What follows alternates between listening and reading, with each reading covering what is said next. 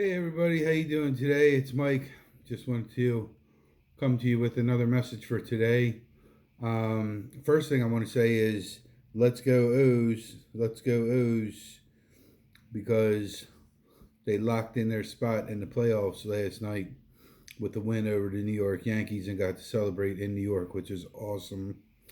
Um, so this will be the second straight year in a row that they made the playoffs, which is, if you're from Baltimore, you understand this is like the second coming of Christ kind of thing, because it doesn't happen ever. So, so we're excited, and hopefully we'll have a good run in the postseason, and maybe have a shot at going all the way. That'd be awesome, especially with all the young kids we got and young talent we got. But anyway, a couple of things I want to talk about today. One, I've been around a lot of people since I've been back from the beach. Been to a couple different Bible studies, a couple different Celebrate Recoveries, and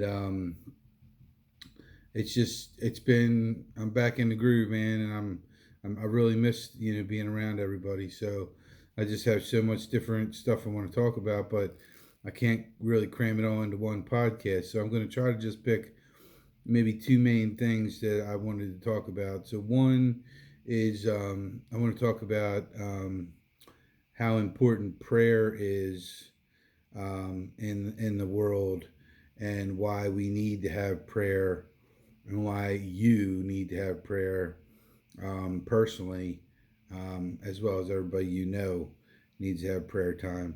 And then I want to talk about little bit, not that much. I'll talk about um, hope a little bit, because that was one of the topics of talking points that we went over at my Celebrate Recovery the other night, and I thought that they really hit on some good points while they were talking about hope, um, and go through that. So first thing is prayer.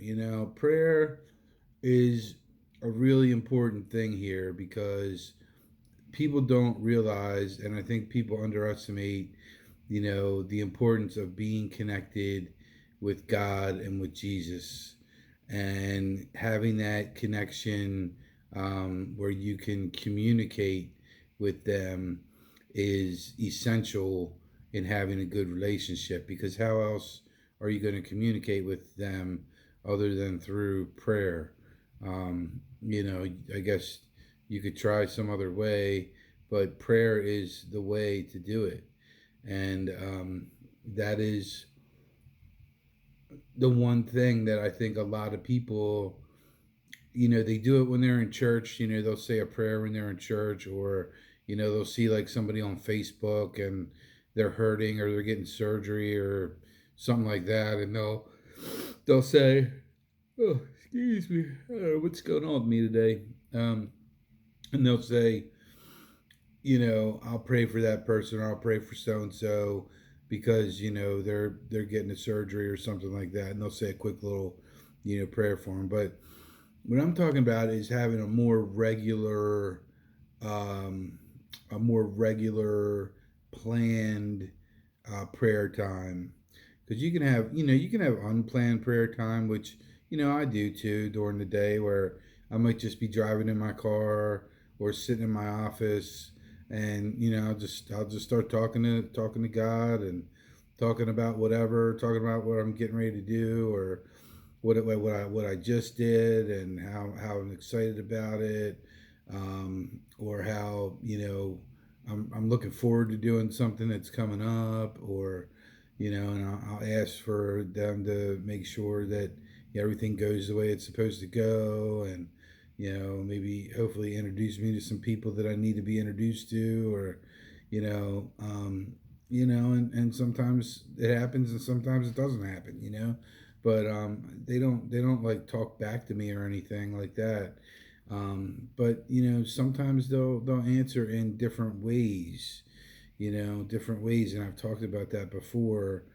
um, when they answer your prayers, it's not always right away. You have to have patience with them, and realize you're not the only person that may be talking to them that they need attention to, but I did watch this podcast earlier today that was recommended from somebody who runs one of my Bible study groups, and it was regarding the readings that they read last week in James, and they said this was a good podcast to listen to because it kind of wrapped up what a good conversation was that they had last week at Bible study. So, one of the takeaways was prayer is to your soul what breathing is to your body.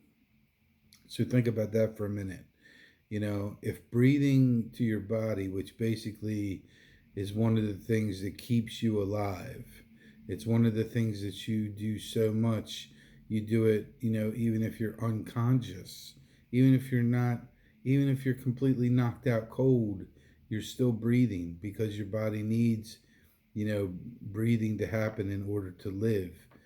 Well, this is prayer to your soul is the same thing as that.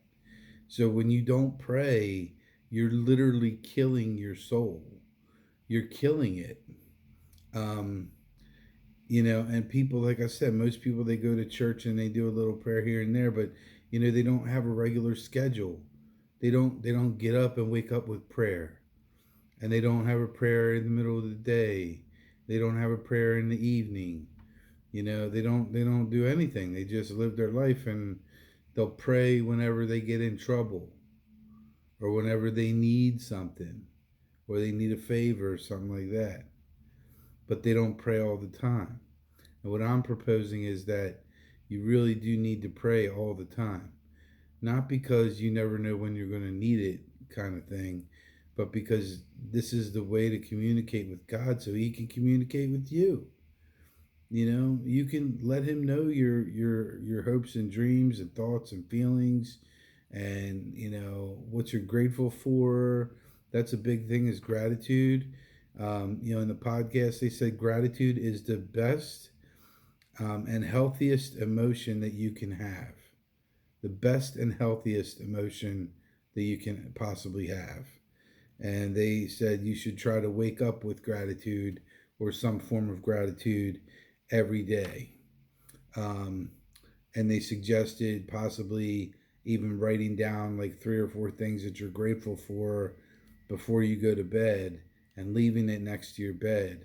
So the first thing you do when you wake up is you read what you were grateful for the day before. So you put yourself in a gratitude type of mindset to start the next day. Because what they said is that your attitude for the day, for every day, is set and determined in the first 8 minutes of your day. So if you wake up and the first thing you do is you get on emails and you start freaking out about something that somebody sent to you, or something you didn't do, or something you forgot to do, or somebody just ticks you off with the way they sent something to you or wrote something to you, or you get in a bad mood and all that, or you get on social media and you see, so and so had this happen to them, and you can't be happy for people. So instead of being happy for them, you get real mad and pissed off that they got something more than what you had. You get in these, then you get in this funk, and you get in this, you set your attitude for the day right there with the negativity. And then you wonder why you have a bad day. Well, it's because you said it like that in the first 8 minutes.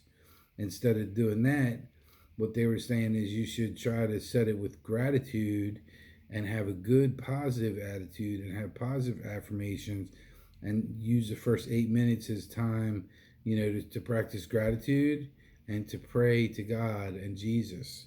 And if you did that every day, you would set yourself up for a nice positive experience for the day, and go get to enter the day in a peaceful and joyful and calm temperament, instead of a crazy temperament and anger and frustration and worry and depressed and whatever.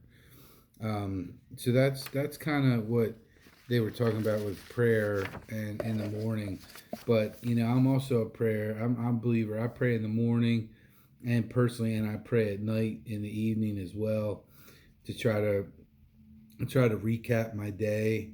I try to work through my day, go through my day, go through my wins, go through my losses. Say I'm sorry for anything that I did that I shouldn't have done. If I sinned at all, I try to reconcile that.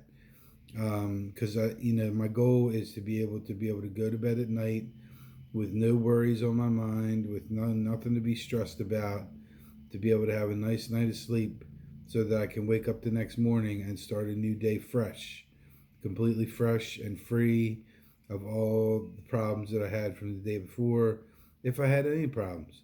Because, me personally, I don't really have problems. Everything that happens to me is something that happens and we work it out. Somehow, instead of being a problem, it becomes a task. It's a task for me and God to work our way through together to figure out what we need to figure out to get it accomplished and get everybody to be as happy as we possibly can. And that's the way I look at everything in life. That's how I look at my job. That's how I look at, relationships with my wife, with my kids. I look at it like, let's try to end all this on a positive note. And, how can I do that the right way and with God's help and God's support, you know, I work my way through whatever challenges come up. And that's the way I look at it. I look at it as a challenge. I don't look at it as a problem. Problem is more negative. Challenge is more like positive, I think, where it's something that's there that you for you to learn from or experience to grow from and learn from versus something negative that's there for you to eat at you. And that's just the way I look at it. It's all in how you choose your words. It's all about what comes out of your mouth and how you speak. So because whatever you speak is what you believe. Not everybody believes that, but it's the truth. When I'm trying to read people and figure out, is this a good person? Is this not a good person? I'm looking at a couple things. I'm looking at body language. What type of body language are they giving me? I'm looking at eye contact. Are they looking at me? Are they looking in my eyes? Are they looking in my eyes, into my soul, into my heart? Or are they just kind of one of these, all over the place kind of people when they're talking and stuff, or looking at their phone or being distracted or whatever, telling me I'm not important and all that stuff. And then I'm listening. I'm also listening. This is something that God has worked with me with. I've become a much better listener, and I listen to everything that people say. And, I listen mostly to the first thing that somebody says. Because normally the first thing that comes out of somebody's mouth is usually the truth. And then they try to, say whatever else they want to say to maybe change how they said it or however. And they keep talking and go roundabout way or say, oh, I'm just joking or whatever. No, you're not just joking. The first thing was probably the truth that came out that you just inadvertently, subconsciously didn't realize that you said that. You know what I mean? Because most people don't pay attention to everything that they say, and how they act and, all that. But, when you study people and you read people for a living, that's what we do as real estate agents. But as a person, I'm trying to find people like me. I'm trying to find people who believe in God, who believe in Christ, and who dedicate their lives to them. And it's very hard and difficult for me to find people like that because a lot of people will say that they're like that, but they're not really like that. You get a couple beers in them, which they shouldn't be drinking anyway, and you'll slowly start to figure out who they really are when the F-bombs come out and everything else comes out. And then they start talking about cheating on their wife or cheating on their husband or whatever. Then you start to see the real side of people sometimes. And it can be ugly, it can be ugly. So, Anyway, that's just a little tip right there, by the way. So, so hope. Let's talk about that a little bit.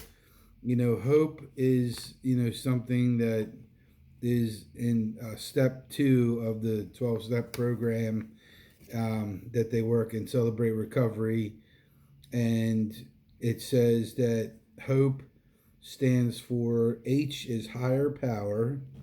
So it says, for everything comes from God alone, everything lives by his power. And that's Romans 11:36. And then O is openness to change. And it says, now your attitudes and thoughts must all be constantly changing for the better. Yes, you must be a new and different person. And that's Ephesians 4:23. And then P is for power to change. It says, for I can do everything God asked me to with the help of Christ who gives me strength and power. Philippians 4:13. And then E is for expect to change. And that is, and I am sure that God who began the good work within you will keep right on helping you grow in his grace until his task within you is finally finished on that day when Jesus Christ returns. And that's Philippians 1:6. So the focus questions for the meeting was, what do you believe about God, and what things are you ready to change in your life? So that was kind of what we talked about at group. But, I believe that God is a loving, unconditional loving, powerful, beyond our wildest imaginations, some form of being. It's not human, but something other than human being, spiritual, the most powerful spiritual person you could even think of. And I just think that he loves each one of us more than any of us even realize, and that we're all created by him. And some of us are lucky enough to be considered his sons and daughters, depending on how close you get to him and how much you believe and how much of a relationship you have in him. Unfortunately, there's some pretty bad people out here in this world that just never decide to wake up for whatever reason, and they fight it so hard that they don't want to believe that God's real, and they'll go to crazy lengths sometimes to state their case. And it's just sad to see, because they don't know what they're missing. It's such a blessing with God. And what things I would want to change in my life now, the way things are with me and God, I honestly wouldn't change anything in my life. I think I'm exactly where I need to be. I'm exactly in the right place with the right people for now, until God decides that I'm ready for the next step and I'm ready for the next level, to move up. I feel like I'm ready to take the next step and try to be around even more people that are like me, and try to come together as a purpose to try to get as many people to Christ as we possibly can, because that's what I feel like I was called to do personally. And I'm trying to do everything I can, including this podcast, to try to bring as many people back to Christ as I possibly can. Um, that's the whole point for this podcast. It is for people to watch it and say, huh, I didn't think about that. Maybe there really is a God. Or, huh, I didn't think about that. Maybe I should watch the next video and see what that says. And maybe get some more testimonial videos on here, which I need to do. Get some people on here, talk to me, and explain their stories of how they found Jesus and how they found God, and just get those powerful stories out here, because I know they're out there. I know there's people out there with powerful stories. They just need to come forward and help and share to help grow the kingdom, and help people out who are in a bad spot right now, that don't know what to believe and don't know whether God's real or God's not. I mean, personally, I don't think there's too far to look around. God is everywhere you are, all the time, everywhere you look, everywhere you see. You'd be surprised how many places he's actually at. Um, but I think as you start to see things happen around the world, in the news, in Hollywood, in Celebrityville, in sports world, in the politics world, in famous business people world, entrepreneur world, I think you're going to start to see that God has an agenda, and that God is real, and that he really wants goodness and kindness and happiness and peacefulness and freedom, to come back to this country. He's doing it, and he's making it happen. It all starts with what happened last week. And I did a podcast on it, but you look at what happened with P. Diddy. And you watch the ripple effect that this has on all the different levels of people out there, and why he was handpicked by God to be the poster child for this whole thing that's going to happen, to start it. He's the one to start it, but he's not going to finish it. This is going to be a long, ongoing thing. But it's a God thing, and it's a good versus evil kind of thing. And I don't care what Hollywood movies you watch. The real deal is good always beats evil. God always wins. He always wins, no matter what. So if you're not on his side, all I would say is watch out, because he's coming for you, and he's going to get you. And what he wants to do is he wants to put you in a position where you have to submit. And you literally have to submit to him and say you're sorry and beg for forgiveness. And we'll see. Maybe P. Diddy will actually do it. Maybe he'll do it. Maybe he will find God when he's in prison.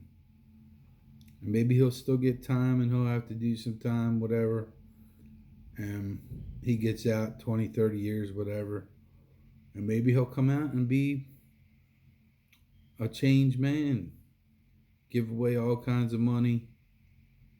You don't know. You just don't know. I hope that's what happens. I hope he changes, and I hope he's a poster child for God for the good. Because you think take somebody with his power and influence who could come out and change and be a born again Christian and make a difference like that. He could make a big difference. He could save a lot of people. He could change everything if he really wanted to. But see, he needs to stop thinking about himself, and he needs to stop thinking about his ego, and he needs to stop thinking about his pride, because that's what gets you in trouble. When you think you are God, but you're not. You forget. You forget. There's a big guy up there, and he's going to prove it. He's going to prove it to everybody who thinks that he's not there. So I don't even know how I got on that tangent, but that's probably because we were talking about is God real from the podcast, and is Jesus real? And I mean, I don't know how many more videos you need to watch for me to learn that me personally, I mean, he saved my life, saved my life. I would not be here today if it wasn't for God and it wasn't for Jesus. I wouldn't be here. And because of that, it was easier for me to surrender myself over to the Lord, because I was at a point in my life where I was so low and so depressed that I figured, what else do I have to lose but taking a chance? Take a chance on God and see if he's really there. See if he's really there. See if he can really help somebody. See if he really cares about me. And boy, was I in for a wild ass ride. Because he put me on a roller coaster, man. And it's been a blast. And he has changed me into the man that I am today. And he has completely changed me from being a ruthless,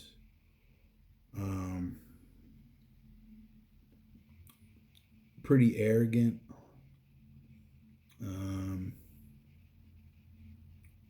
businessman, real estate agent, cocky, you name it, I had it. Vanity issues, thinking I'm the best, thinking I'm the greatest, thinking I'm better than everybody else, not caring about anybody but myself and my money. All I wanted was money. And the power and influence that came with it. When you walked in a room, everybody kind of knew who you were, that kind of feeling. It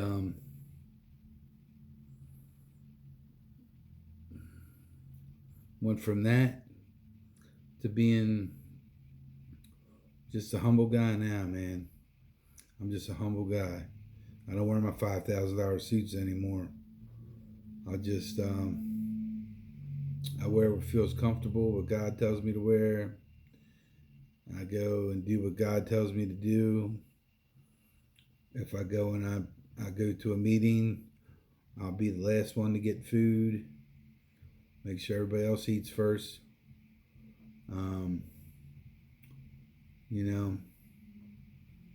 Just wait your turn. Take the table in the back. Don't need to be sitting in the front.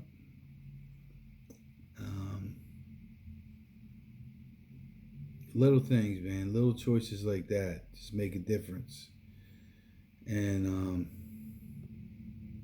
I always just say, whatever I'm doing, it's like, what would Jesus do? You know, how would he be? And God has helped me and transformed me into thinking that way and living my life that way. And it actually came from a book. Most of the stuff in there, I was already doing it before I read the book, but the book was good, kind of like clarification or stamp of approval that I was doing what I was supposed to be doing. And that was called Practicing the Way. Practicing the Way. And it was funny, a neighbor came into an open house I was having and told me, you need to read these 2 books. So that's the 2 books I bought. But that was God sending him in there, telling me what I needed to do. And it did. It's like how do you learn? You know, God doesn't just come down from heaven and show up and show himself to you, you know, and sit down next to you and feed you and do everything. No, it's not. It doesn't work like that. So you gotta put your full trust and belief in something that you can't necessarily see, and that's hard from people. That's hard for people, and I get it. But when you do it and you live it and you love it, you get a small taste of what I feel every day. You don't want to go back from it. You don't want to live any other way. So with that, I'm getting a little long here. I'm going to say thanks for watching. I appreciate it. Click the like button, thumbs up, comment, post away, share the video. And thank you. God bless everybody who's watching this video and watched it this far. God bless yourselves, each other. Take care of yourselves, each other. And I will see you on the next video.